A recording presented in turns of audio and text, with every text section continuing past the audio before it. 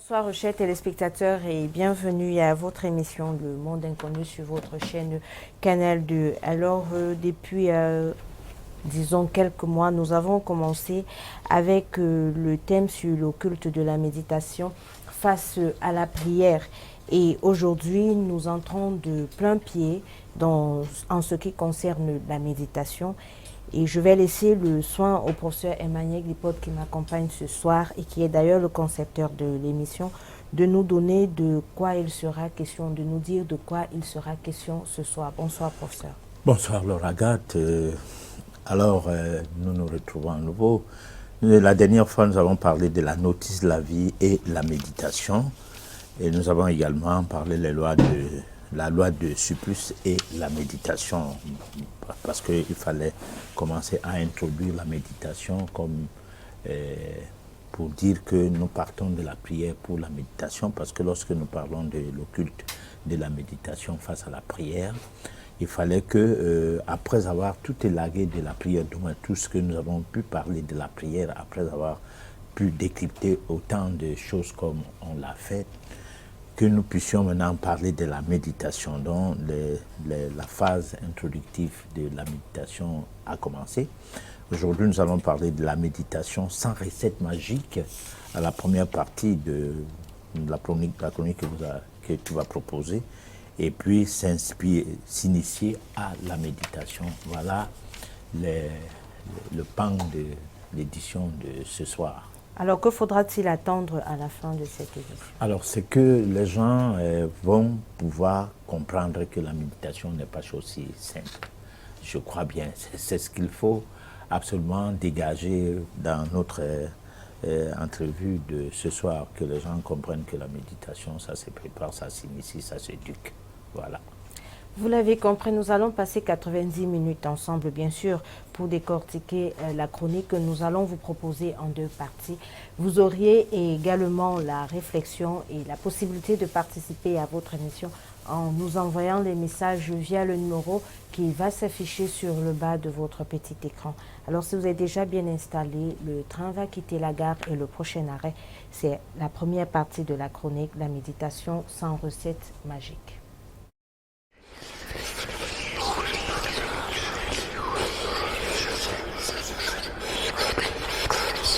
L'occulte de la méditation face à la prière, 12e partie. La méditation sans recette magique.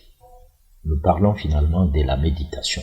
Beaucoup d'entre vous attendaient ce moment précis pour que des recettes magiques sur la méditation soient mises à leur portée. Car le fait que nous ayons révélé que la prière ne valait pas la peine en matière de l'évolution spirituelle à suffisance, cela nous a condamnés à apporter des éléments de réponse, à remplacer la prière par quelque chose d'autre.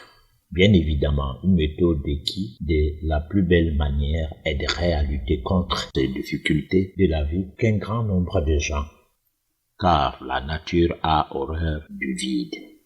Mais si la nature a horreur du vide, cela ne veut pas dire qu'elle soit issue du néant, car elle relève de l'occulte.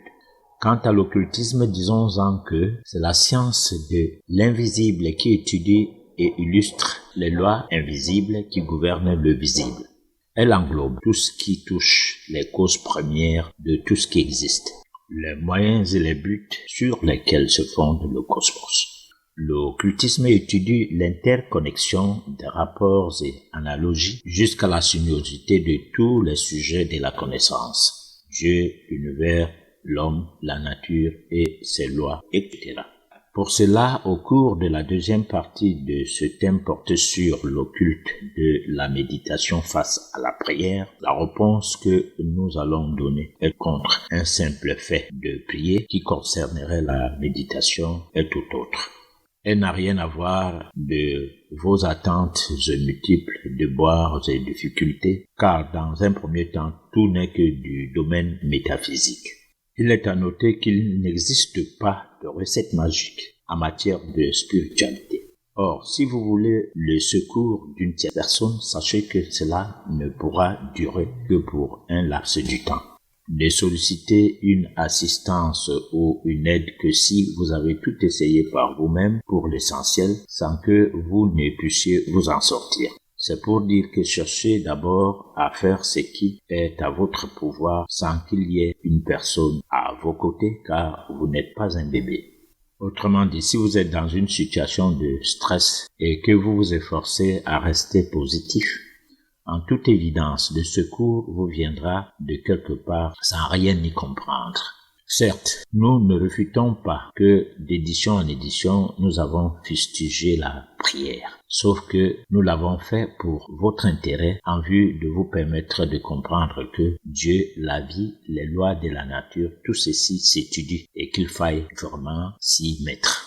Malheureusement, pour s'y mettre, il faut intégrer la logique qui veut qu'entre Dieu et vous, il n'y a pas d'intermédiaire. Grâce à cette logique et dans le chemin occulte, vous allez découvrir ce qui est vrai éloigné du faux. Ce qui permettrait à toute personne de devenir quelqu'un d'affranchi, un homme total, un initié. Sauf que pour y parvenir, il faudra à cette personne beaucoup d'abnégation, de détermination, sans s'attendre aux recettes magiques prêtes à utiliser. Nous vous révélons que la donne métaphysique est mystérieuse. À cela, les recettes pratiques sous forme du prêt à l'emploi sans effort n'existent vraiment pas. Les idées du genre sont à oublier car elles donnent à des démarches qui n'aboutissent pas à grand chose, sinon vous troublent dans votre sérénité spirituelle. Ayant compris ce que c'est, vous finirez par savoir comment relativiser les choses, convaincu qu'en métaphysique, il n'y a jamais de raccourci. Si un jour vous parviendrez d'être à l'aise au cours de votre existence, c'est lorsque vous ne chercherez plus jamais à contourner des difficultés. Ainsi, lorsque vous allez réussir à établir une connivence entre toutes vos épreuves, difficultés existentielles et vous-même, que vous aurez atteint un but, le premier pas pour la méditation. Parler de la méditation sans recette magique. Et ça dit qu'il y aurait une méditation avec une recette magique. Oui, mais parce que quand on prie pour atteindre un but, c'est lui de résoudre un problème. Par exemple, un problème de mariage, un problème d'examen, qu'on échoue toujours, on n'arrive pas à avoir du travail, on se met à prier, ou on va dans les prières, des groupes de prières et tout cela. Alors ça, c'est des recettes magiques bien attendues par les personnes qui nous suivent depuis.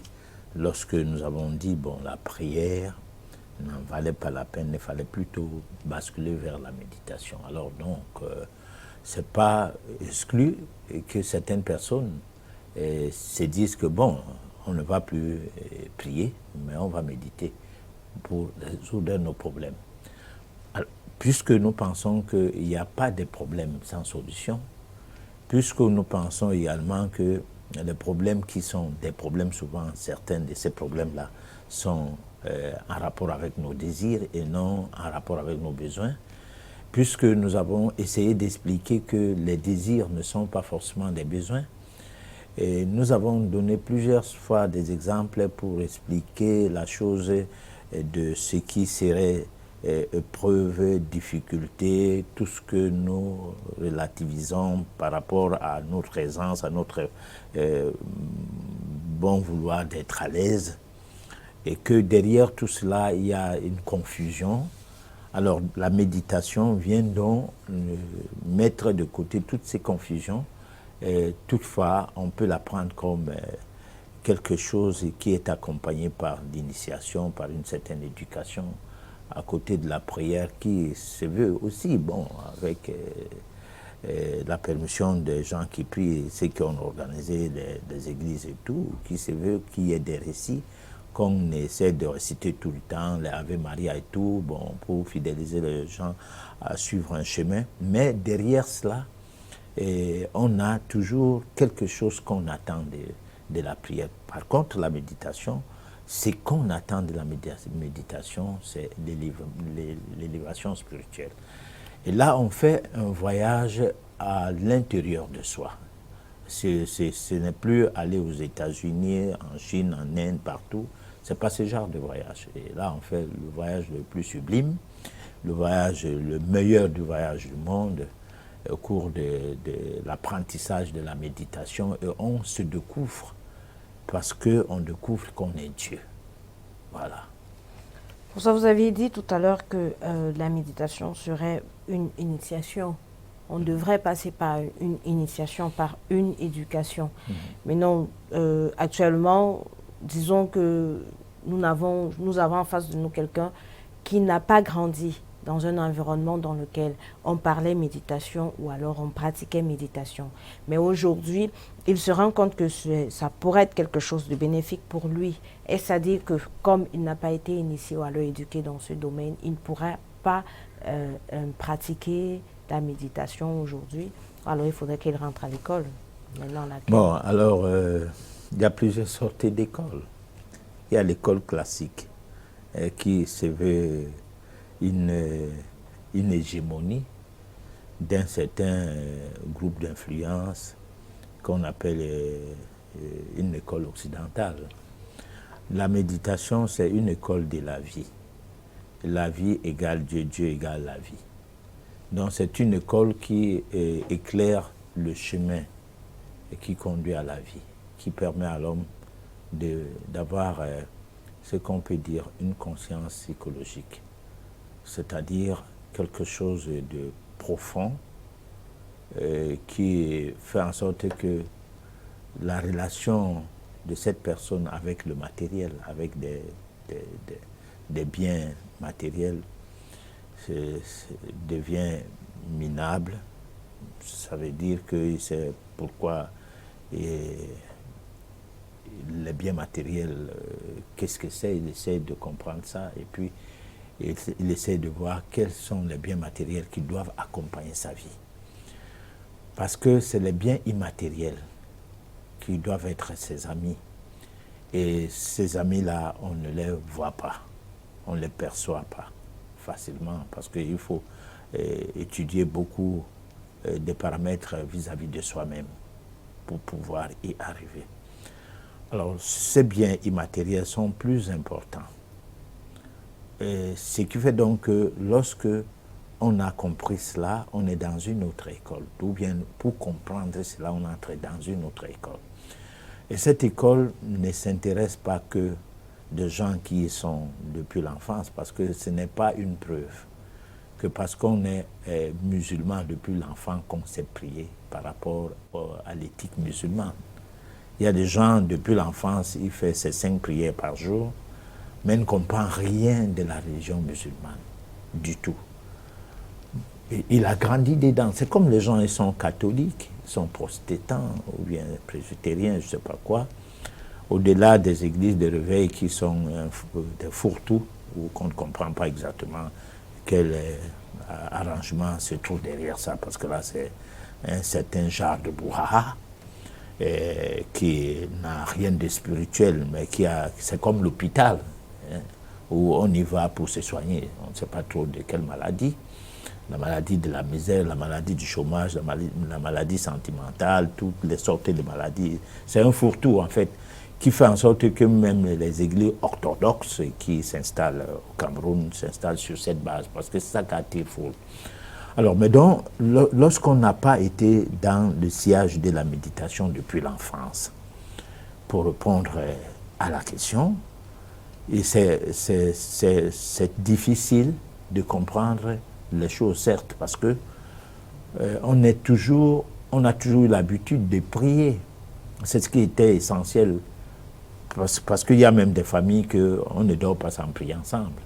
C'est-à-dire des enfants, le père, la mère, se mettent en prière. Si on est catholique, allez, on prend le chapelet, on se met à prier.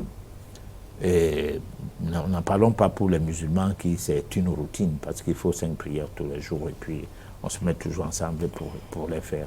Et en ce qui concerne le cas de certaines familles. Alors maintenant, en ce qui concerne la méditation, on n'a pas besoin de se mettre ensemble forcément pour méditer. On peut le faire comme on ne peut pas le faire.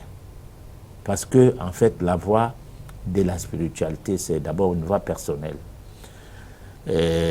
L'éveil spirituel peut se faire en groupe, Mais c'est beaucoup plus quelque chose qui s'est fait seul. Parce que lorsque les grands maîtres, comme Jésus, parlaient même de la prière, puisque en fait c'est la prière qui a été prévalue, qui a permis à ce que les églises parlaient de Jésus avec un fond tronqué de son message. Il disait, lorsqu'on prie, on n'a pas besoin de s'afficher, c'est-à-dire se mettre dans la rue et commencer à faire les prières. On doit se mettre, on doit s'isoler. Hein. Personne ne doit savoir que tu es en train de prier. En fait, la prière en ces temps-là prend une connotation assez différente de la prière classique qu'on rencontre dans les églises traditionnelles. Mais aussi, on va trouver une confusion du fait que là où deux ou trois personnes se rassemblent à mon nom, je suis là. Donc, à un moment donné, il faut faire la part des choses. Donc, la prière, la méditation, c'est quelque chose qui s'apprend. Ce n'est pas forcément parce qu'on est né dedans qu'on en maîtrise autant de choses, parce que ça dépend de ses parents. Qu'est-ce qu'ils ont mis comme ingrédient derrière les pratiques de méditation qui accompagnaient l'enfant que vous étiez. Voilà. Alors, pour ça, vous dites que la méditation, c'est quelque chose qui s'apprend. Est-ce que c'est du genre, on peut être autodidacte ou alors il faille absolument avoir un enseignant, si on peut appeler ça ainsi, qui va nous dire, bon, on se met à gauche, on se met à droite. Ça va se passer comment cet apprentissage-là? Alors, nous sommes en train de passer le message de l'apprentissage de la méditation à travers ces thèmes. Parce que lorsque nous commençons avec l'occulté de la méditation face à la prière, pourquoi n'avons-nous pas commencé par la méditation? On a préféré plutôt commencer par la prière. Simplement parce qu'il fallait que les gens sachent que la prière ne permet pas à quelqu'un d'avoir une évolution spirituelle, mais permet plutôt aux gens de résoudre leurs problèmes. Puisque les religieux eux-mêmes disent que c'est une relation avec Dieu, c'est-à-dire que c'est pas la prière qu'on se met en relation avec Dieu. Bon, mais c'est pas une relation où on demande à Dieu de s'élever spirituellement, mais plutôt à Dieu, on lui demande que pardon, il ne faut plus que je souffre sur la terre. Tu as mis trop d'épreuves, trop de difficultés, et nous en sommes victimes. Fais assouplir, pardon, assouplir ces difficultés puisque je puisse mieux vivre. Pendant ce temps, la méditation ne pouvait, néanmoins, avec ça, la méditation ne pouvait pas être l'élément par lequel commencer. Parce que la méditation, on ne dit rien à Dieu. On ne part pas le voir pour lui dire, pardon, fais ceci, fais cela. Non. La méditation, on apprend qui est Dieu. La méditation, c'est l'école de Dieu.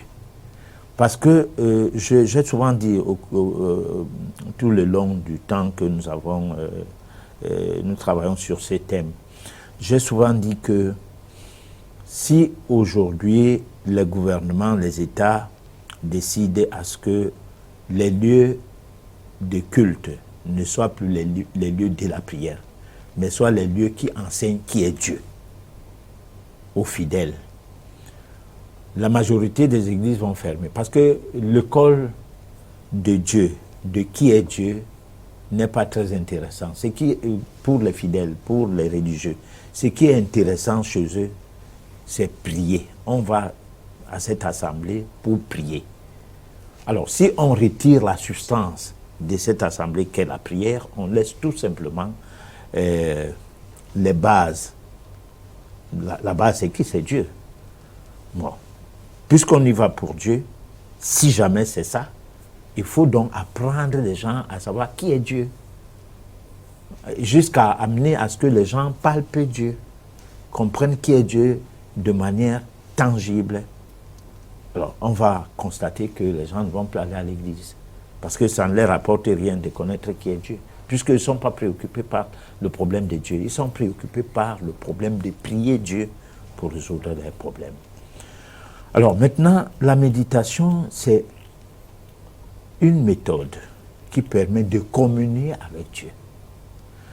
Dieu, c'est une entité, c'est une énergie cosmique, c'est quelque chose de fabuleux, d'inimaginable de difficile à décrypter pour le cerveau humain, mais qui est là, qui existe.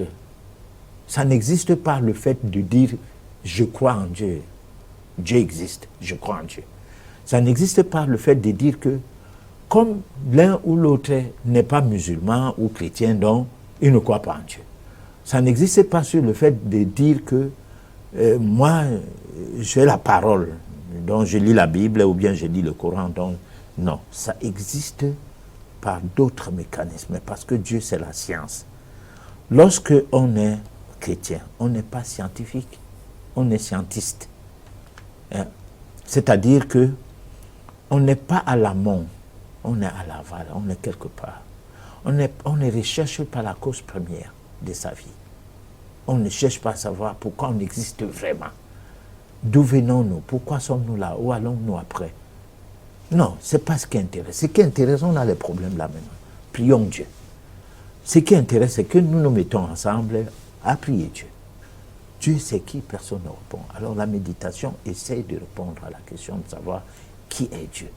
C'est pour cette raison que nous parlons, nous avons essayé de donner à ces thèmes, en ce qui concerne cette chronique, la méditation sans recette magique. Ça veut dire quoi? Ça veut dire qu'on n'a pas besoin que les gens attendent à ce qu'on leur dise les techniques de méditation sont exactement ceci, dans un premier temps, sans aucune préparation au départ. Voilà. Et cette préparation, elle doit être valable même pour ceux qui sont nés dans la méditation. Parce qu'il y a des gens qui sont nés dans la méditation, c'est des gens qui pratiquent le yoga. Les yogis, ils ont la possibilité de commencer avec la méditation dès le bas âge. Mais est-ce que l'environnement, parce que l'environnement d'un être humain entraîne certaines implications. La base de la méditation, c'est la respiration. Et la respiration, c'est une alimentation. Hein? Nous avons parlé de ça lors des éditions qui concernaient l'alimentation spirituelle. Tout ce que nous faisons concourt à quelque chose d'avenir. Ceux qui viennent de commencer à nous suivre là doivent aller sur YouTube, essayer de voir les travaux que nous avons faits, par exemple sur la méditation, pour comprendre exactement pourquoi nous avons fait ces travaux. Alors, donc, quand on a une alimentation à base de la respiration, une autre alimentation à base de l'eau, et puis on termine avec les nutriments qui sont l'alimentation, qui entrent dans l'alimentation classique, où tout le monde ne s'en dérobe pas, c'est tout le monde qui est dedans, ça dit manger des substances alimentaires qui viennent de partout et de nulle part. Lorsqu'on maîtrise bien ce qu'on doit faire, ça c'est le premier pas de la méditation dans le vrai sens du terme.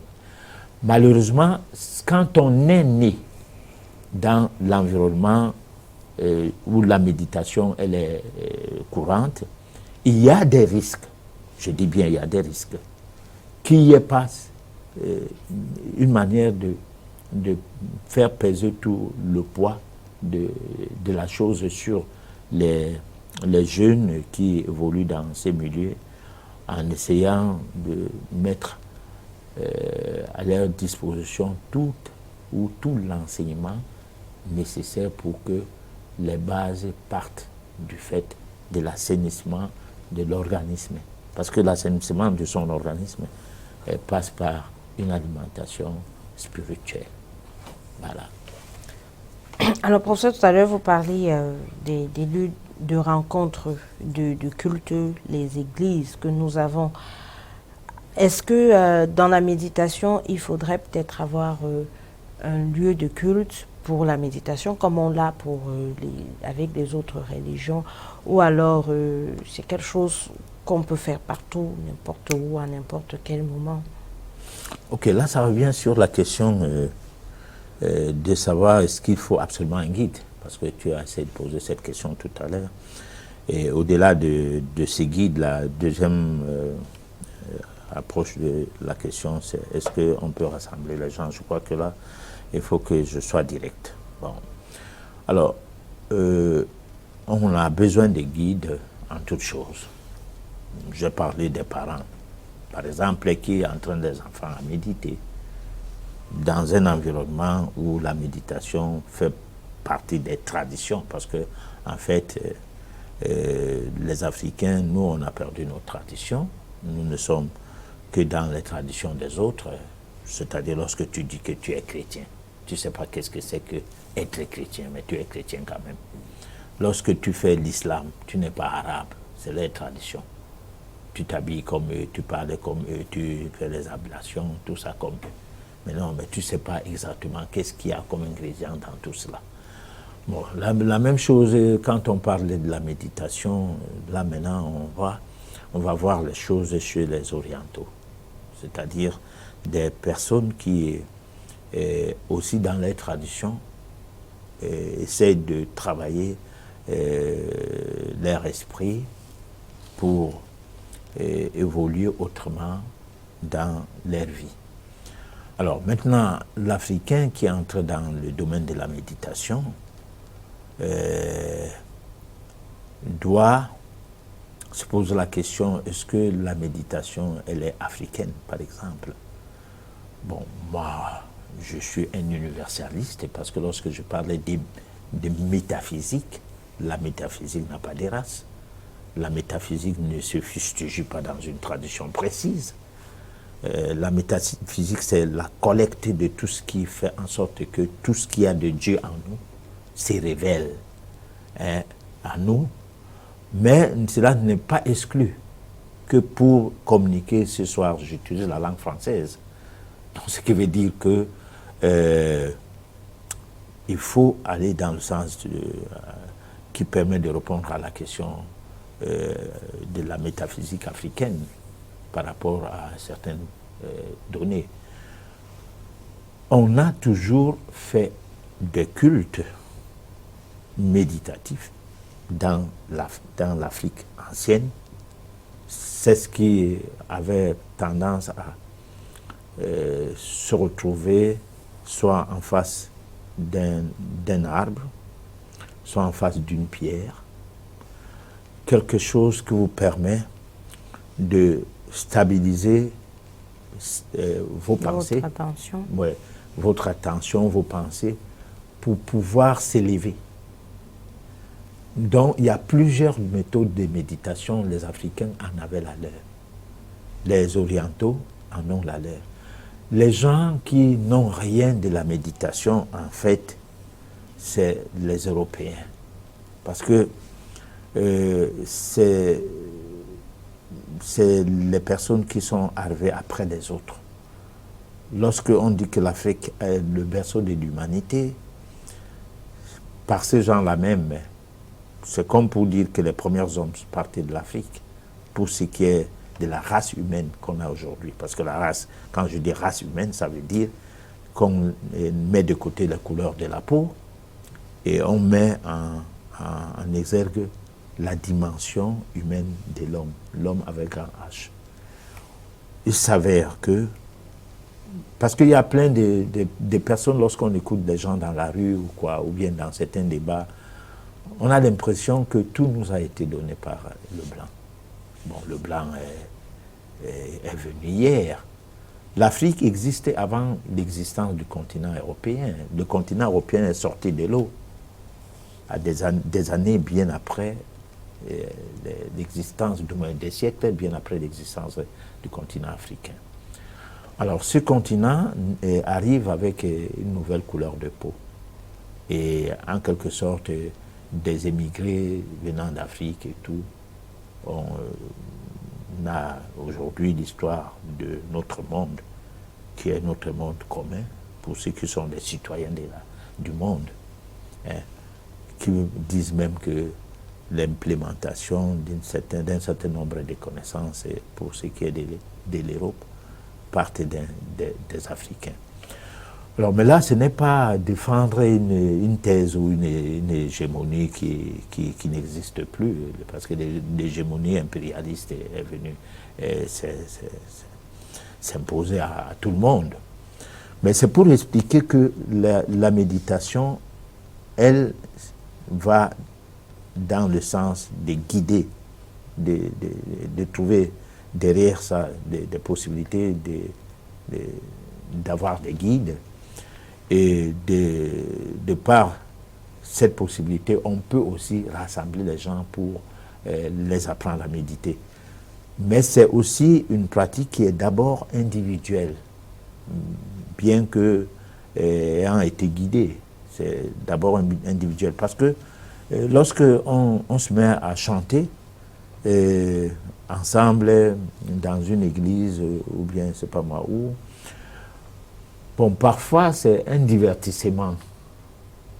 Et c'est pas interdit d'aller dans ces divertissements lorsque on veut aussi faire la méditation. Mais ce divertissement peut paraître comme si on est tombé dans la mouvance mondaine.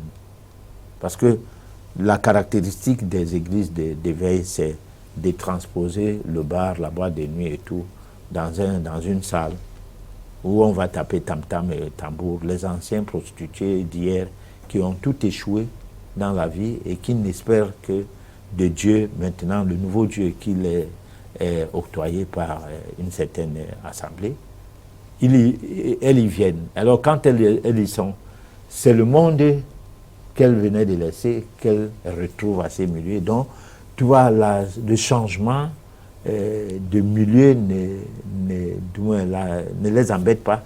Et c'est en quelque sorte quelque chose qui fait que pour qu'on prenne au sérieux ce qu'on est en train de faire, ça devient un peu difficile. Voilà. Pardon, on va proposer à nos téléspectateurs la deuxième partie de la chronique et nous revenons juste après pour la suite de nos questions. S'initier à la méditation. La méditation se prépare. Elle ne s'improvise pas comme dans le cas de la prière. Pour nous, la tâche est non point la moindre. Il s'agit de vous apporter un peu d'ordre et de clarté dans les amasses des innombrables productions, tant sur le plan matériel que spirituel, qui vous sont proposées de lustre et qui de nos jours vous agressent plus l'esprit. Il ne sert à rien de rejeter la science occulte, à refuser d'insister particulièrement sur l'étude qui concernait la constitution occulte de l'homme, s'attardant sur le rapport avec la cause créatrice et la nature. Cette étude sera le couronnement et même la synthèse d'une grande énigme qui se traduit par la présence de la vie dans l'existence de tout un chacun. Cette tâche se dénote en des prescriptions majeures de bonnes mœurs qui résultent de l'univers. Celles-ci doivent servir de bonne conduite pour le bien-être, la santé. Mais pour qu'elles puissent en être pratiques pour l'homme, ces prescriptions sont plus importantes du côté de la sphère médicale, la pathogénétique, la donne clinique et la thérapeutique. Elles doivent faire un assaut renouvelé pour que cesse l'ignorance chez les scientistes professionnels de mensonges, de la science sans conscience bien ancrée en médecine conventionnelle par exemple, et aussi chez des charlatans de l'occultisme, etc., afin que ces derniers cessent de faire croire que leurs actions sont humanitaires. Revenons un peu en arrière pour repréciser que la méditation est différente de la prière. Elle fait l'objet d'une initiation alors que la prière est une autre chose. Bien qu'elle soit parfois basée sur des récits à mémoriser, tant chez les catholiques que chez les musulmans, la prière n'est qu'une simple demande, une sorte de supplication égoïste parce qu'elle est penchée dans une attente. La satisfaction des désirs personnels de la personne qui prie. Toujours est-il dit que si de nos jours certains adeptes de ces religions ne s'intéressent vraiment pas à ces récits parce qu'ils jugent qu'en s'y mettant, cela serait une perte du temps, heureusement ils continueront à être admis dans ces assemblées. Qu'importe la finalité dans ce milieu est que chaque personne puisse prier à sa guise, même si c'est n'importe comment, ça vaut mieux. Chez les apostoliques et autres églises de réveil, cela va de soi, car ici les choses vont dans tous les sens. Alors que s'il faut parler de la méditation, cela se veut sérieux. C'est pour cela qu'on constate souvent que tous ceux qui prétendent la pratiquer n'en sont toujours pas à la hauteur. La méditation nécessite une pédagogie, un suivi qui doit se faire dans une démarche qui se veut strictement initiatique. Elle exige impérativement une sérieuse préparation de soi. Il est sans ignorer qu'il y a des peuples qui méditent depuis la nuit des temps. La méditation est juste une tasse de café pour eux, car dès la naissance, on est dans la pratique des disciplines du genre yoga et autres. Pourtant, de telles pratiques étouffent facilement tous ceux qui n'en ont pas été héritiers. Résultat, il y a un début pour chaque chose. Si pour vous, c'est le moment de commencer à pratiquer la méditation, mettez-vous-en sans lâche.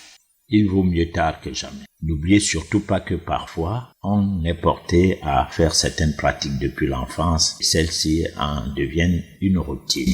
Il peut arriver qu'on ne comprenne rien de ce qu'on fait souvent. En de tels cas, on aura perdu le sens métaphysique d'une telle pratique et on va se retrouver dans une situation d'une sorte de commodité pour un autre genre de pratique de la prière. Attention, la méditation relève de l'initiation et elle doit se pratiquer le plus spirituellement possible. Professeur, vous insistez une fois de plus sur le terme initiation lorsque vous parlez de méditation. Et là, j'ai envie une fois de plus de poser encore la question de savoir, pour quelqu'un qui a pris toutes les conditions, c'est-à-dire il fait attention à son alimentation, il fait attention ou alors il exerce, il se nourrit de l'aliment neutre, de l'aliment positif, bien sûr des nutriments à leur juste valeur, mais jusque-là ne sait pas comment s'y prendre. Qu'est-ce qu'il doit faire? Comment doit-il? Il se pose des questions. Comment doit-il se positionner? Qu'est-ce qu'il faut dire? Qu'est-ce qu'il ne faut pas dire? Alors cette initiation dont vous parlez, où est-ce qu'on va la voir? Ok, alors la méditation commence avec une prise de conscience qu'on est en train de vouloir se spiritualiser. Si on prend conscience qu'on est sur un chemin, qu'on veut se conduire vers la spiritualité, alors à partir de là, ce n'est pas comme si on veut résoudre un problème d'ordre matériel. Parce que en réalité, lorsque nous disons que la méditation serait une prescription du côté de la sphère médicale, c'est-à-dire que le système scolaire devait amener les gens à comprendre ce que c'est que la méditation, ceci aurait aidé énormément tous ceux qui font l'école, ceux qui sont dans le domaine académique. Ça les aurait énormément aidés. Malheureusement, on a l'impression que les choses sérieuses, les choses qui donnent une autre dimension à l'homme, les choses qui empêchent à ce que l'homme ne soit pas dépendant d'un système ou ne soit pas dépendant des autres, les choses qui affranchissent l'homme, c'est-à-dire l'enseignement ou l'éducation ou quoi qui permet à l'homme de se trouver en déphasage total avec la domination de l'homme par l'homme, dont une certaine forme d'impérialisme. Toutes ces choses-là sont mises de côté. Et ce qui est intéressant, c'est ce qui fait en sorte qu'on soit toujours dépendant. Donc, l'Église doit avoir des fidèles. La médecine doit avoir des clients. L'école même doit avoir une certaine forme de dépendance qui permet à ce que les parents soient obligés de conduire les enfants quelque part pour qu'un système éducatif leur soit octroyé. Alors tout cela, si la vie de l'homme était prise au sérieux, parce que le problème c'est qu'on ne prend pas la vie au sérieux. D'abord les gens parlent de Dieu, mais ils ne comprennent pas que Dieu c'est la vie c'est Dieu. Alors, on ne prend pas Dieu au sérieux. Parce que si tu ne prends pas la vie de l'homme, ou alors si l'homme ne prend pas sa vie au sérieux, il ne prend pas Dieu au sérieux. Parce que moi, je suis parfois étonné de constater que les gens prétendent qu'ils sont les serviteurs de Dieu, ils sont des hommes de Dieu, ils parlent au nom de Dieu, mais ne prennent pas leur propre vie au sérieux. Parce que je ne vais pas peut-être devoir mieux répondre à ta question, mais j'essaie de dire quoi? J'essaie de dire que on est obligé de se poser la question, pourquoi sommes-nous là? Quel est notre rôle? D'abord, nous, c'est les qui? Hein? Qui suis-je? Qui suis-je? Parce que d'aucuns disent, ce que je sais, ce que je sais, non, c'est que je pense. Je pense ce que je vis. Peut-être quelqu'un dirait la chose de cette manière. Mais qui suis-je? Pourquoi on est là? Est-ce qu'on est là pour mieux s'habiller, manger, faire le tourisme, aller en week-end, avoir non, tout ce qui est de bien sur le plan matériel, avec tout ce que ça a comme problème? Parce que quand on prend la route dans une voiture d'une ville à l'autre, on ne sait pas trop si on va arriver, hein, parce qu'il y a des mauvais croisements, hein, les gens qui entrent en troisième position, ici, on rencontre les accidents en route et tout. Lorsqu'on arrive, on dit merci à Dieu. Bon, donc même sur ce plan, ce n'est pas évident.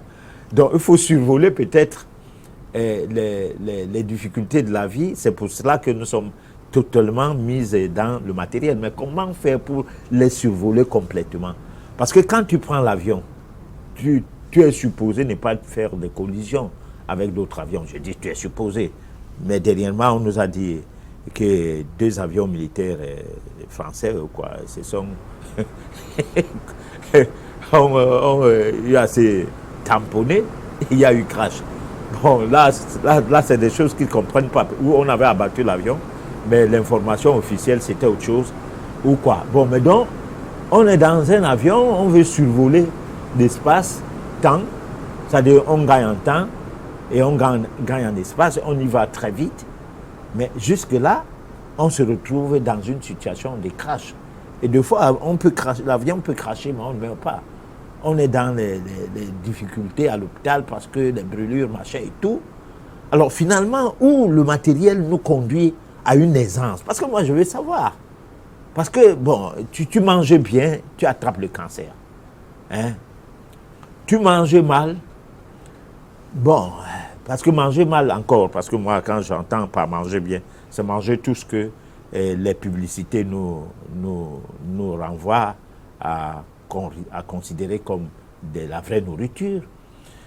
Mais tu manges mal, ça veut dire que tu manges le produit de la terre, de la mer, la terre, et tu manges peut-être bien l'oxygène, tu bois de l'eau et tout, mais tu ne tombes pas malade. Voilà. Et là, tu as, puisque l'énergie qui circule en toi, les vibrations de ton corps, l'état de ton sang, ton cerveau est propre, et bien oxygéné et tout, alors tu n'as pas de mauvaises idées. Et même tes pensées ne vont pas dans tous les sens. Tu peux donc commencer à avoir des bases pour ta méditation. Mais lorsque tu mangeais de la viande, le bœuf, le porc et tout, le porc, avant de mourir, la maltraitance qu'il subit, ou la vache, maudit sa chair. Parce que lorsque ces animaux-là nous regardent dans les yeux comme ça et voir qu'est-ce qu'on est en train de vouloir les faire. Mais attendez, on ne sait pas ce que ça produit dans leur cerveau et au niveau de leur foie, l'adrénaline et tout, hein, ou bien la bile, quelque chose s'est produit. Et c'est le pourrissement de notre santé qui commence comme ça. Et puis après, on dit, je suis spirituel. Après qu'on ait mangé lors du petit déjeuner, avant d'aller au culte, de la chair, hein, des animaux, ou bien c'est pas quoi, qui se sont mis à s'auto-maudire parce qu'ils disent, bon, mangez de ma chair, mais vous allez voir. Donc il y a plein de petites choses qu'on doit préparer des gens à ça pour que la méditation que nous les proposons, du moins les voies méditatives ou bien les voies de la méditation que nous les proposons, qu'ils comprennent que ce n'est pas un jeu d'enfant, ce n'est pas de la blague. Voilà. Alors, professeur, le décor est planté, on est dans l'alimentation qui est correcte. Après l'alimentation, quelle serait donc l'autre base de la méditation?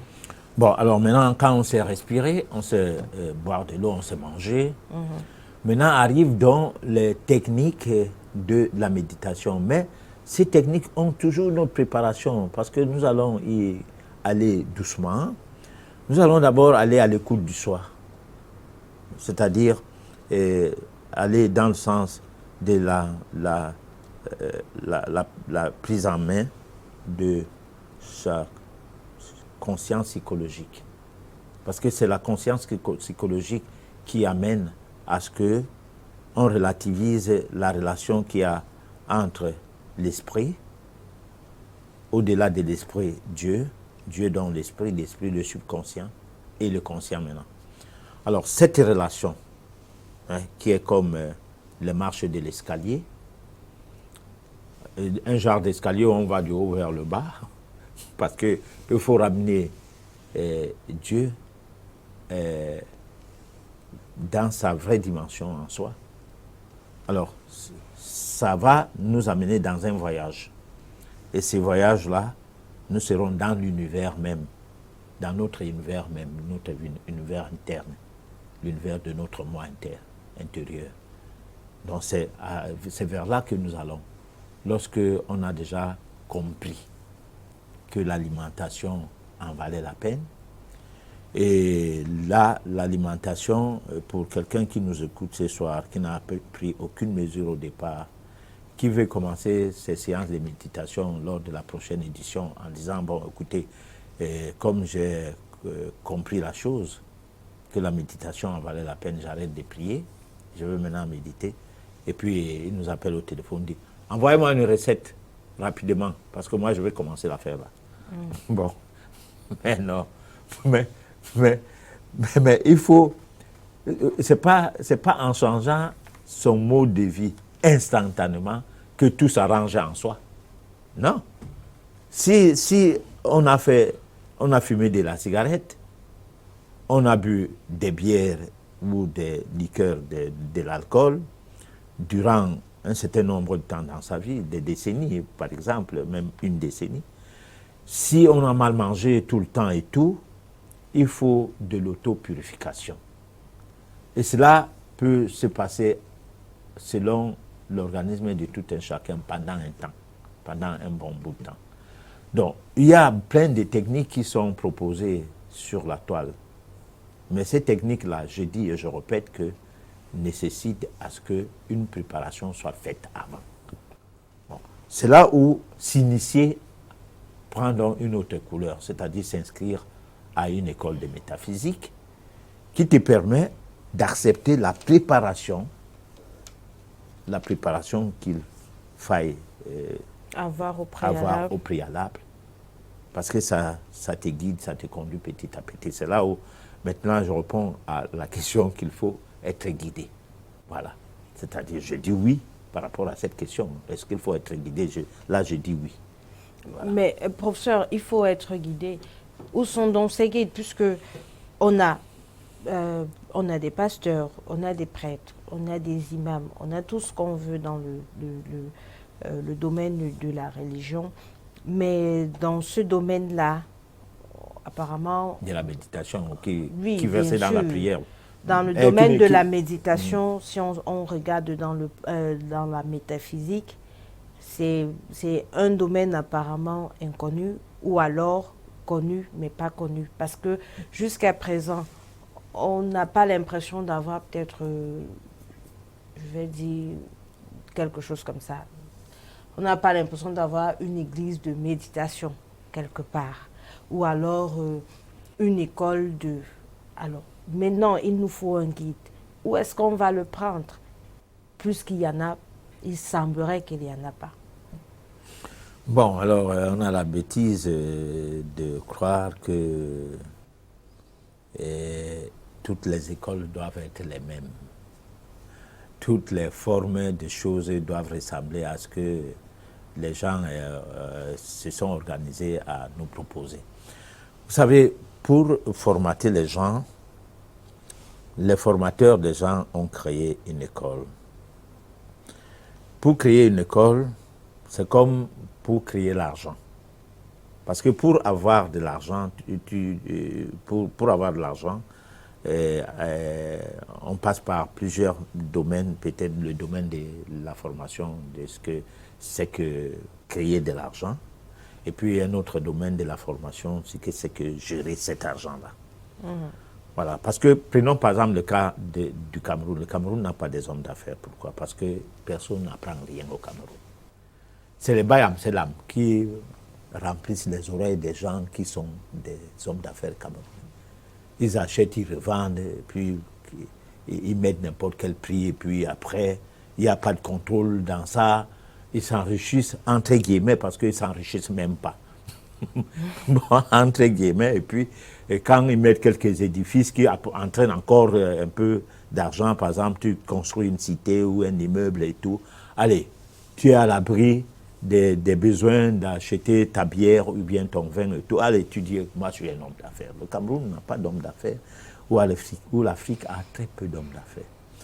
Parce qu'on n'a pas balisé comment créer de l'argent comme un apprentissage, comme une étude à part, et comment gérer l'argent qu'on a créé maintenant. Alors, pourquoi je donne cet exemple parlant de la méditation? C'est pour dire ceci. Parce qu'en Afrique, nous, on fait ce qu'on nous a dit. Mais ailleurs, qui leur a dit pour faire ce qu'ils sont venus nous dire ici? Qui leur a dit? C'est ça le problème. Qui a commencé, qui a enseigné, qui pour... Parce que quand Karl Marx, par exemple, parlait de l'économie, bon, ou bien Kenneth, il parlait d'une situation sociale. Il n'avait pas besoin de diplôme pour faire le constat du fait de cette situation, c'est-à-dire de vivre une situation et d'écrire la situation. Par exemple, la relation entre les besoins et nous, les besoins étant le moteur économique, c'est-à-dire que si tu mets les caca dans une boîte, tu en fais une boîte de conserve. Et puis tu fais une publicité, comme la publicité a pour but de faire en sorte que le besoin s'écrée dans le sens comme si en prenant ça. Parce que prenons par exemple la bière Beaufort. Lorsque nous on était petits, beau et fort, beau et fort. Donc en prenant cette bière, tu deviens beau et fort. C'est-à-dire, ça devient une préoccupation que je dois devenir beau et fort. Alors que le sucre qui est dans la bière, qui dépasse le sucre qui est dans les sucreries, que nous appelons à tort les jus, détruit le foie énormément. Mais on est en phase avec une publicité qui dit beau, fort. Donc, beau et fort. Alors, il y a un problème en ces temps-là. Ce genre de modèle, c'est ce qui fait en sorte que on a l'impression que quand tu veux faire, par exemple, tu veux parler d'une chose, comme ça ne tient pas compte de ces modèles, cette chose-là devient difficile, soit à découvrir, soit à exister. Mais bien sûr, il faut que les gens sachent que quelque chose existe pour pouvoir voir s'ils peuvent adhérer à ça ou pas. D'accord. Mais il y a aussi que quand on doit faire exister quelque chose qui n'a pas d'essence, qui n'est pas bien, qui n'est pas humanitaire, comme on a fait exister le médicament, qui est un produit à tout faire, tu as n'importe quel bobo, personne n'est là pour te conseiller, parce que le gars qui te reçoit, lui, il est un prescripteur, il ne sait rien de la santé, mais il sait tout de la prescription des médicaments. Allez, paf, il te prescrit un médicament. Bon, ce genre de modèle, lorsque toi tu viens, tu dis, bon, mais je fais dans l'éducation de la santé. J'éduque les gens à mieux se porter. Pour se prémunir de toutes les velléités qui passent par des erreurs qu'ils commettent contre leur équilibre fonctionnel. Alors, personne n'adhère à ça, parce que ce n'est pas dans le registre de ce qu'on a habitué. Hein? Donc, on a besoin, par exemple, pour que tu enseignes aujourd'hui, on a besoin d'un tableau. Hier, c'était le tableau noir, aujourd'hui, c'est le tableau blanc. Alors, on a besoin d'un tableau pour enseigner, tu te mets là, tu racontes des histoires. Mais tout ne se fait pas donc comme ça. C'est vrai qu'on peut bien enseigner la méditation de nos jours, de cette manière-là. Comme pour prendre le modèle des autres, pour pouvoir entraîner les gens, amener les gens à comprendre que c'est quand même un cours. Mais il y a des domaines dans lesquels, lorsqu'on parle de la méditation, par exemple, alors vous allez enseigner la théorie en passant par le tableau, mais il faut maintenant que le côté pratique soit une assise en soi. Alors, cette assise doit se passer dans un cadre où quelqu'un comprend qu'il est en train de créer la cathédrale de son âme. On en a parlé au cours des éditions. Hein. Donc, il est en train de tisser une toile d'araignée qui lui met à l'abri de tout ce qu'il a entendu dans sa vie, de tout ce qu'il a appris à l'école, de toute forme de formatage qui lui met à l'abri de ça. Et là, maintenant, il commence une nouvelle vie. Donc, il met de côté tout ce qu'on lui a dit, tout ce qui fait partie de ce tout ce qui a entraîné une emprise de son cerveau, afin de comprendre que le cerveau n'est qu'un outil qu'on détruit facilement, et par lequel on passe pour détruire facilement la vie d'un être humain. Et là, il va passer maintenant outre. C'est-à-dire, le cerveau ne lui servira plus que des tremplins, mais non des guides. Voilà. Professeur, vous dites que la méditation devrait se pratiquer le plus spirituellement possible. Moi, j'ai bien envie de comprendre pourquoi cette insistance sur spirituellement, le plus spirituellement possible. Parce que la spiritualité est le chemin qui conduit à la divinité. Les gens donnent l'impression que la spiritualité, c'est quelque chose qu'on a un livre, on a porté un habit blanc, on est dimanche, on est mardi. Comme là maintenant, il y a des séances de religion tous les jours de la semaine. Bon, parce qu'il y a trop de chômage. Parce que je ne vois pas quelqu'un qui est vraiment occupé et qui a une occupation qui... Tu ne peux pas avoir un bon poste de travail, les mercredis, tu ne peux pas prier. Ton directeur d'entreprise va demander que m'attends. Mais écoute, est-ce que la productivité de mon entreprise passe par ta prière? Pas du tout. Bon, alors donc, tu as un joli habit, tu as un livre à la main pour ce qui est des chrétiens, et ils marchent toujours avec les livres. Les musulmans n'en ont pas besoin. Certains musulmans ne savent même pas où se trouve leur Coran. Bon, donc pour lui que tu fasses tes 5 prières. Alors, donc maintenant, lorsque tu as ça, ça suffit pour ce petit monde-là. Mais ce n'est pas ça. Spirituellement, veut dire se mettre dans la tête que tu dois répondre à la question de savoir qui suis-je. Comme pour dire, connais-toi toi-même afin de connaître Dieu. Tu ne peux pas vouloir connaître Dieu alors que tu ne sais même pas qui tu es. Parce que c'est quelque chose... Dieu est tellement immense, mais toi tu es tellement minuscule, mais tu n'arrives même pas à appréhender la divinité en toi, bon, et que tu refuses de te mettre sur la voie qui conduit à cette divinité. Moi, je me dis, il y a un problème. Et pour que tu arrives pour que tu y parviennes, il faut que tu te dises que le chemin qui m'amène à comprendre, à savoir qu'est-ce que c'est que la divinité, ou bien qui m'amène à savoir dans quelle dimension je suis un Dieu, passe par la spiritualité. Et la méditation est un tremplin qui balise ce chemin-là. C'est le caterpillar qui trace le chemin en question. Professeur, vous aviez fait allusion à un moment donné, lors de la première partie de notre chronique, vous aviez fait allusion à, j'ai envie de dire, la métaphysique africaine.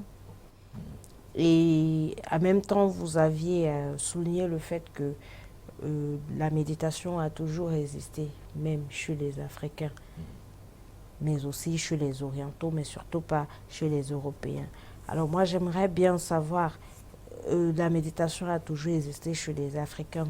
Aujourd'hui, elle a disparu apparemment. Maintenant, qu'est-ce qu'on doit faire pour peut-être, je vais dire, donner à cette nouvelle génération cette source-là qui a disparu pour que dans l'avenir, elle puisse plutôt se perpétrer et non pas disparaître? Bon, alors les Africains, la jeune génération africaine aujourd'hui est androïde. Ça veut dire que peut-être il faut créer des conditions sur mesure en essayant d'étudier tout ce que traverse la tête des Africains. Mais ce que je puisse dire, c'est que la misère des Africains aujourd'hui, c'est les Africains eux-mêmes. C'est pas, notre misère ne provient pas d'ailleurs. On a alcoolisé la société africaine. Et les jeunes se sont mis dans l'alcool pour se faire voir, dans le tabagisme pour se faire voir. Parce qu'il faut que nous soyons sérieux.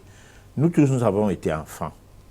Je me souviens, lorsque nous étions au collège, lorsque tu pars en classe de 6e, partant d'un village pour la ville, ou étant même en ville, mais parlons du village, parce que de la ville comme le village, mais parlons un peu du village. Au village, on puisait de l'eau. Donc on portait des récipients d'eau sur la tête, d'un point à l'autre, donc d'un cours d'eau à la maison. Mais dès que tu entrais au collège, c'est comme si tu n'as plus le droit de puiser de l'eau, de poser quelque chose sur ta tête. Parce que tu es une autre personne maintenant. Et même en ville, parce que, par exemple, la ville de Douala avait des bornes fontaines. Ce n'est pas comme là maintenant, on achète l'eau. C'est-à-dire, même pour boire de l'eau en route, tu es obligé d'acheter de l'eau, n'importe quelle eau. Dans des sachets, dans ceci, dans cela. Non, il y avait des bornes fontaines, presque dans tous les quartiers. Alors, tu te retrouvais devant une source d'eau et tu buvais de l'eau. Hein? Il y avait même d'autres bornes fontaines où l'eau coulait en permanence. Et tu buvais de l'eau. Donc, on puisait toujours de l'eau parce que c'est le fait d'avoir de l'eau aujourd'hui qui coule à partir d'un mur. N'existait pas avant. Mais on interdisait que, c'était comme si cela n'était plus normal que, parce que tu es au collège, que tu portes encore, que tu fasses des travaux supposés difficiles. Alors, cet esprit nous a amenés tout petit à grandir davantage bêtement, à faire croire aux jeunes que lorsque tu fumes de la cigarette, je parlais des collégiens, parce que la cigarette, ça commençait quand tu es au collège. Tu ne peux pas être à l'école primaire, tu fumes la cigarette, c'est impensable. C'est pas normal. Mais lorsque tu es au collège, tu peux fumer même devant ton père. Bon, c'est que tu n'es plus n'importe qui, tu es au collège. À quelle forte raison, lorsque tu as du... Moi, j'ai dit comment les choses ont commencé, parce qu'avec mon petit âge de 67 ans, j'ai quand même vécu des choses que la jeunesse d'aujourd'hui ne vit pas. Elle est dans la mouvance. Alors, donc, les travaux d'usine n'étaient pas concernés pour les enfants qui partaient à l'école, il faut aller au bureau. Aujourd'hui, c'est tout le monde qui se bat. On est derrière les motos, on est derrière les poussent, des 3 roues, des motocyclistes qui sont à 3 roues, on y va dans tous les sens. Pourquoi? Parce qu'on cherche de l'argent. On ne cherche pas son bien-être. Pourquoi? Parce que quand on a cet argent-là, on peut boire. Et on reste dans les discussions politiques, selon les chaînes de télévision qui animent certains débats. Et ces débats-là sont des débats politiciens qui n'ont rien à voir avec le bien-être de ceux qui sont mêlés dans ces débats. Parce que les hommes politiques, ceux qui débattent dans les télés et tout, cherchent des postes de ministres.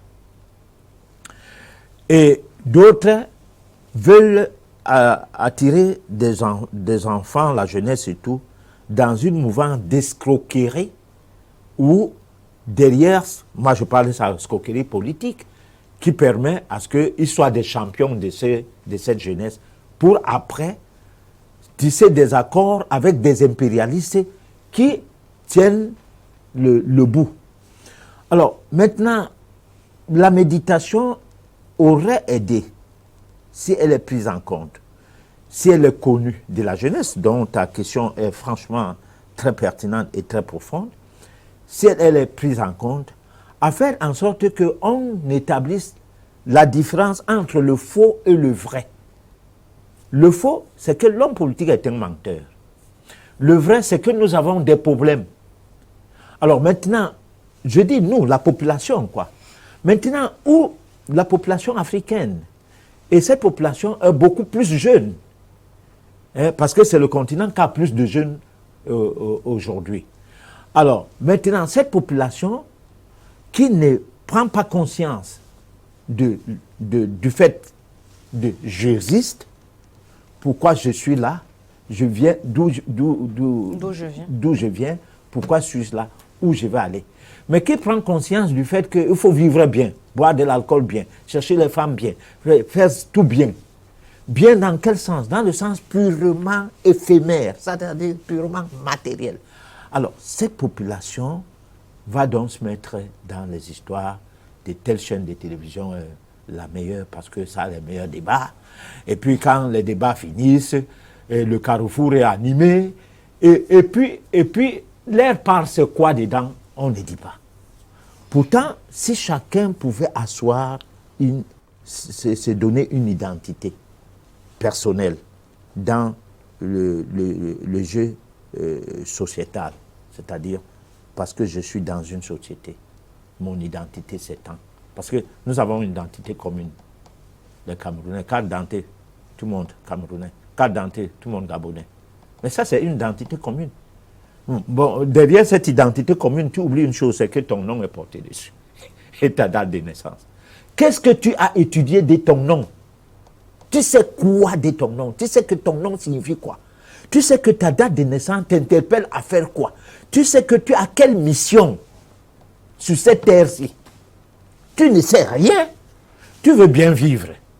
Mais vivre bien matériellement, ce n'est pas bien vivre. J'ai dit tout à l'heure que si tu as des avions, tu es toujours au risque. Tu es dans une voiture, tu es au risque. Tu as une jolie maison, tu crois que ça a été bien construit, mais le séisme peut passer par là. Il n'y a rien sur le plan matériel qui présente une garantie. Mais sur le plan spirituel, il y a des garanties. Et ces garanties, on ne peut les connaître que si on sait déjà qu'est-ce que c'est que la spiritualité et pourquoi la spiritualité et quelle est notre, qui sommes-nous et quelle est notre implication par rapport à tout cela. Voilà. Alors pour ça, moi j'aimerais que vous nous donniez 2 à 3 raisons de pratiquer la méditation. Aujourd'hui, on a des problèmes de chômage, on a des problèmes de mariage, on a. Alors, je dois pouvoir amener cette personne qui a tous ces problèmes à me suivre dans ce chemin qu'est la méditation. Qu'est-ce que je pourrais lui dire? Alors, on n'a pas de problème de mariage, on n'a pas de problème de chômage. Parce que quand il y a un problème, il y a une solution. Si tu as un problème, si par exemple tu n'arrives pas à te marier, n'en fais pas un problème.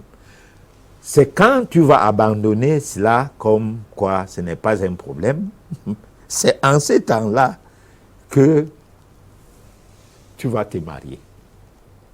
Parce que Lorsque tu en fais un problème, tu n'as pas de solution. Mais lorsque tu dis, ah, ce n'est pas un problème, la solution vient seule. Donc, Puisque tu réponds à quelque chose de par ton état d'esprit qui t'harmonise avec ton environnement, et cette harmonie avec ton environnement va créer un champ magnétique dont l'électrification de ces champs sera toi. Parce qu'il y a l'électricité, il y a le magnétisme, les deux doivent aller ensemble pour créer un champ. Alors, il y a des fois qu'il y a des phrasages. Tu n'es ni du côté magnétique, ni du côté électrique. Tu n'es nulle part dans ça parce que tu utilises le cerveau. Et le cerveau, la matière grise, bouillonne et négativise ta vie. C'est ça. Voilà. Je ne sais pas, hein, si je réponds à ta question. En fait, moi, mon souci, c'est je vais dire quoi, qu'est-ce qu'on peut dire pour convaincre? Parce qu'il faut bien que les gens puissent comprendre le bien fondé de la méditation dans leur vie. La méditation, c'est pour que tu vives spirituellement et que tu en deviennes divin, Dieu. Parce que nous sommes les fils de Dieu, les fils du Très-Haut. Notre mission n'est pas d'avoir conquis tous les biens de la terre. Notre mission, c'est de nous élever spirituellement, hein, et d'évoluer vers le corps de la gloire. C'est-à-dire de vivre éternellement. Un petit Dieu. Éternellement, parce que nous sommes des dieux. Bon, maintenant, avec la méditation, nous avons la possibilité de devenir le disciple et notre maître va venir. C'est ce maître-là qui va nous donner la femme, qui va nous donner le travail, qui va nous donner de l'argent, qui va nous donner les avions, qui va nous donner les bateaux. Si nous en avons besoin, si ça en est le cas d'un besoin à satisfaire, parce que ce n'est pas le cas des désirs. C'est ce maître-là qui va nous ouvrir la porte des biens de la terre, parce qu'en fait, nous en avons le droit. Je ne dis pas que nous n'avons pas droit à l'argent. Hein? Sans l'argent, il n'y aurait pas cette télé. Donc, nous avons droit à tout ça. Mais sauf que si nous en faisons, je vais dire, un désir, ça ne sera pas facile pour nous d'accéder à tout ce dont nous avons droit. Parce que nous devons partir sur le principe qui permet à ce qu'on sache qui sommes-nous, et à partir de là, tout ce que nous avons comme besoin, ça sera satisfait. Alors, nous allons proposer à nos téléspectateurs la réflexion de ce soir, et c'est Mathieu Ricard qui nous parle de l'art de la méditation. On revient juste après pour la suite de votre émission.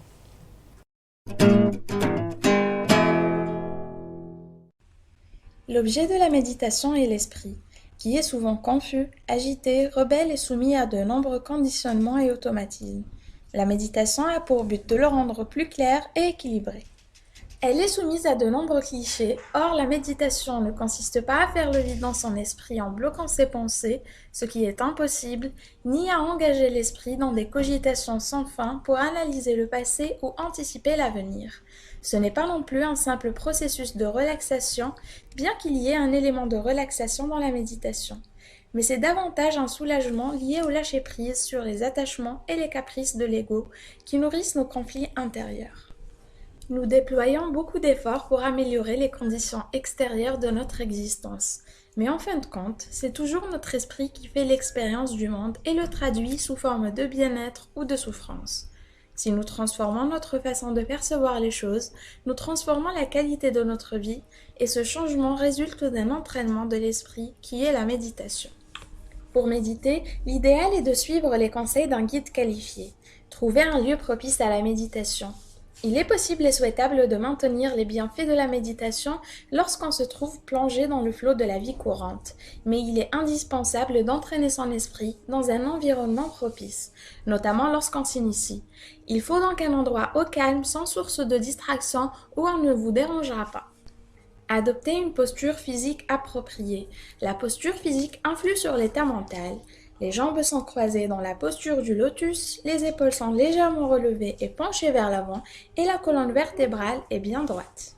Vous pouvez poser les deux mains sur les genoux avec les paumes vers le bas. Soyez enthousiaste et motivé pour être persévérant.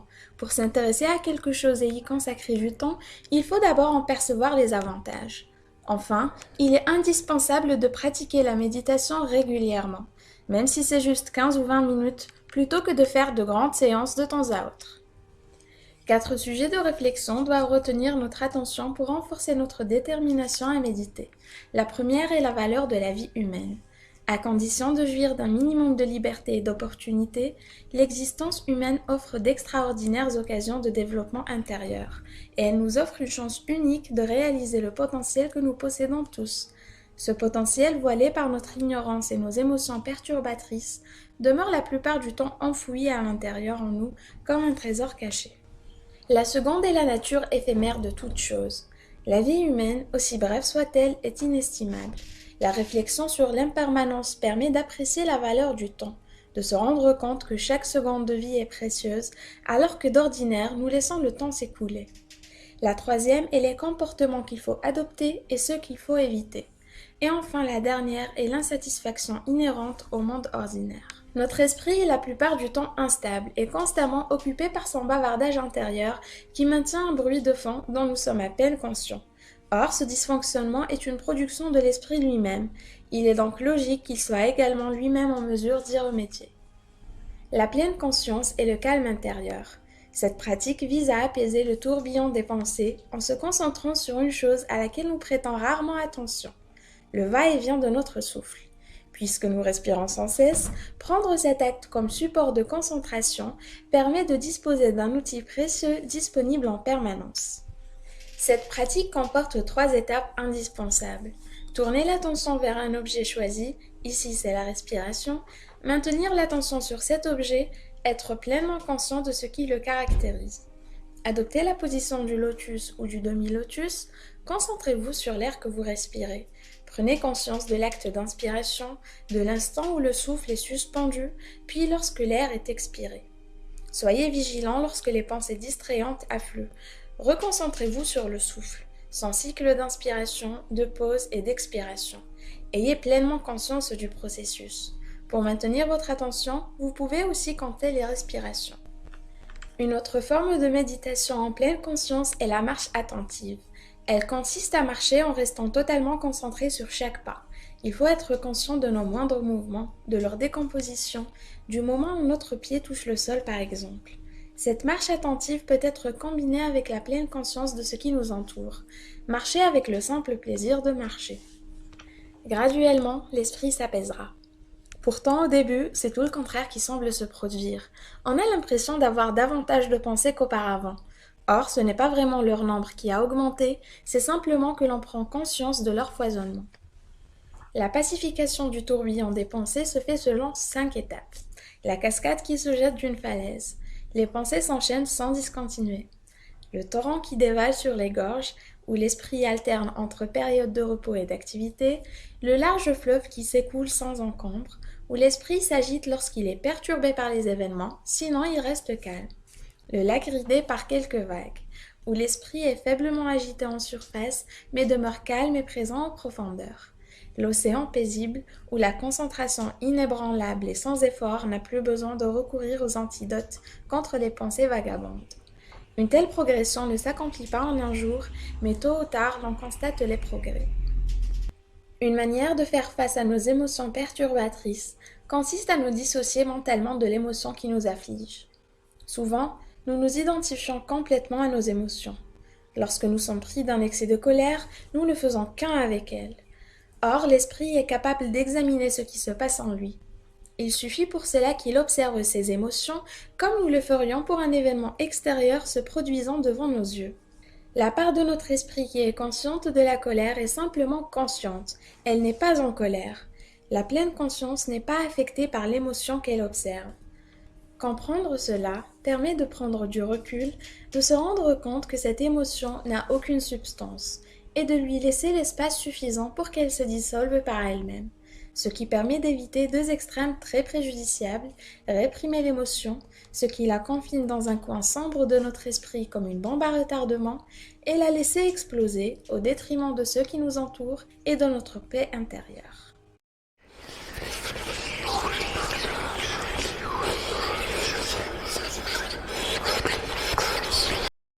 Vous avez reconnu le générique, c'est le SOS téléspectateurs. Donc, nous allons apporter des éléments de réponse aux différents messages que nous avons reçus et que nous continuons de recevoir ce soir. Alors, le premier message, c'est Monsieur Alain Sangou qui nous écrit et il voudrait savoir si la méditation pourrait l'aider à retrouver son érection.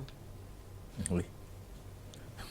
La méditation peut aider à retrouver son équilibre. Si on y va dans le sens de retrouver son équilibre, et l'équilibre qu'on a retrouvé va dans tous les sens, même dans le sens de se débarrasser de ses maladies, dans le sens de résoudre ses problèmes financiers, dans tous les sens néanmoins. Voilà. Alors, comment connaître comment se purifier grâce à la méditation et quel en sera l'impact dans la vie pour celui-là qui la pratique? Alors, se purifier grâce à la méditation passe par l'éducation que cela implique, donc par l'initiation à la méditation. Je crois que l'élément qu'on a essayé de proposer là a donné quelques pistes. Au-delà de ce que nous allons proposer davantage pour mieux comprendre la chose. Donc la méditation, ça s'initie et à partir de là, on peut comprendre bien, du moins on peut être en phase avec une autre vie, et une vie florissante, une vie aisée, une vie paisible. Alors quand, comment, pourquoi et par qui doit-on être initié? Oui, bon, mais là, il y a des structures d'initiation. Il y a, par exemple, une formation sur le plan métaphysique permet de comprendre le mécanisme de la méditation. Cette formation s'est faite donc dans un cadre précis. Ça ne se fait pas en l'air, Voilà. Alors, est-il possible pour un homme qui est attaché aux biens matériels de retrouver le vrai chemin de Dieu, créateur de l'univers? Non. Non. Même s'il va construire une église, après, parce qu'il y a les gens qui ne payent pas les salaires de gens, il est devenu multimilliardaire dans le faux, et qui est, au soir de sa vie, ou bien à un moment donné de sa vie, il construit une chapelle. Bon, pour que les gens viennent prier dedans. Alors, il se présente comme une personne du côté de la médecine. Il a construit un pavillon dans un hôpital quelque part. Au côté de Dieu, il a construit une chapelle, ou je ne sais pas moi quoi. Mais tout ça, ça se résume dans le sens même de la Bible. La Bible dit que ce qui est fait de main de Dieu, de l'homme, ne saurait être de Dieu, ou bien ne saurait être pour Dieu en tant que tel. Donc, si à l'hôpital, vous avez construit un pavillon pour qu'on intoxique davantage le malade, et étant donné que l'œuvre n'est pas humanitaire, puisqu'on n'a jamais enseigné aux gens comment être en santé, mais on va faire des vaccinations, on va faire tout. Bon, et tout cela va créer des effets indésirables, lesquels effets indésirables vont créer de nouvelles maladies, et ces nouvelles maladies vont produire de l'argent pour des industriels qui balisent ce monde comme étant un monde humanitaire. Alors finalement, ce que toi tu as fait, tu as contribué à la destruction de l'humanité. Voilà. Alors bonsoir professeur, pourriez-vous nous démontrer l'existence réelle de Dieu? Doit-on prier Dieu directement ou alors prier Dieu, je crois qu'il vous l'a dit, par le biais de Jésus-Christ? C'est Félix. Alors l'existence de Dieu passe par l'existence de la vie. S'il existe la vie, c'est qu'il existe Dieu. Parce que Dieu égale la vie. Maintenant, comment palper Dieu? Pour palper Dieu, il faut voir Dieu à travers ses créatures. La première créature à voir, c'est ton prochain. Si devant toi, tu vois quelqu'un qui a le nez, qui a les yeux, qui a les oreilles, les cheveux, tout comme toi, quelle que soit sa race, tu as vu Dieu. Donc, tu as vu la manifestation de Dieu. Et c'est la même chose qu'on te retourne. On voit en toi la manifestation de Dieu. Parce que dans le monde métaphysique, c'est-à-dire faites du bien d'abord à autrui pour obtenir du bien de surcroît. C'est-à-dire que il faut mener des actions pour l'intérêt de la collectivité. C'est cela qui va te payer. Voilà. Alors, Clément depuis Yaoundé voudrait savoir que faire lorsqu'on est envoûté. Lorsqu'on est envoûté, il faut chercher à savoir si c'est vrai.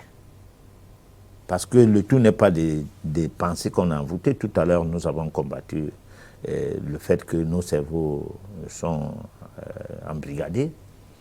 Et pour y arriver, il faut d'abord faire une voyance. Donc, il faut s'intéresser à du moins, il faut aller vers une personne qui est censée décrypter ce qui vous arrive si jamais c'est un envoûtement. Et c'est cette personne-là qui pourra vous proposer soit une délivrance par l'intermédiaire d'une personne, soit une délivrance par une certaine auto-délivrance, je vais dire. Voilà. Alors, monsieur Etel voudrait savoir comment méditer pour préparer un entretien d'embauche. Voilà, ça commence. C'est ce que j'ai dit au cours de la première partie de l'édition, parce qu'il y en a qui suivent l'émission à la fin. Bon, il était occupé ou il dormait et puis paf, il se retrouve avec nous. Bon, j'ai dit que la méditation, la première partie de la chronique, on a bien dit la méditation sans recette magique. Bon, ça veut dire quoi? Ça veut dire que vous aurez du travail, ne vous embêtez pas. La seule chose, faites votre méditation, du moins faites-vous éduquer à la méditation, voilà. Alors, on a... Parce que si quelqu'un en j'y reviens, si quelqu'un en entretien d'embauche, comme il a hâte à travailler, il voudrait qu'il aille là-bas et réussisse. Mais pourtant, ce n'est pas son travail. Ce poste qu'il cherche là n'est pas bon pour lui. Il ne sait pas. Il est comme l'enfant qui a besoin d'arrêter le feu avec la main. Parce qu'il croit un bébé, quoi. Il croit que c'est une flambée d'or. Non. Bon. Donc, pourquoi aller prier parce qu'on part à un entretien d'embauche? Non. Si tu es appelé à être embauché, mais tu seras embauché, puisque le profil correspond voilà, qu'on recherche. Donc tu seras embauché. Pourquoi prier? Pourquoi méditer? Voilà. Mais si tu médites habituellement, mais on va t'inviter à travailler quelque part sans entretien. Alors, il y a la dernière question pour ce soir. Quel est le bienfait, ou alors quels sont les bienfaits de la méditation associée à un régime végétarien et à un jeûne sec? Les bienfaits sont d'abord que les bienfaits proviennent du régime. C'est là, par là, le bienfait vient. Ce n'est pas ailleurs. Bon, donc si vous aviez un régime de vie, un mode de vie propre, pur, les bienfaits de la méditation viennent seuls. C'est tout. Alors, nous sommes arrivés déjà au terme de notre émission, professeur. Un dernier mot avant de conclure.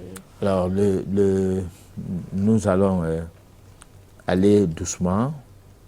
Et jusqu'à là, nous sommes en train de planter le décor pour commencer à méditer. Et nous allons méditer avec les téléspectateurs qui nous auront adoptés. Qui ne s'ennuient pas. On va méditer. On va méditer pratique, professeur. Oui, on va y arriver. Même si on n'aura pas toute la chance parce que nous n'aurons pas la possibilité d'entrer dans un sanctuaire.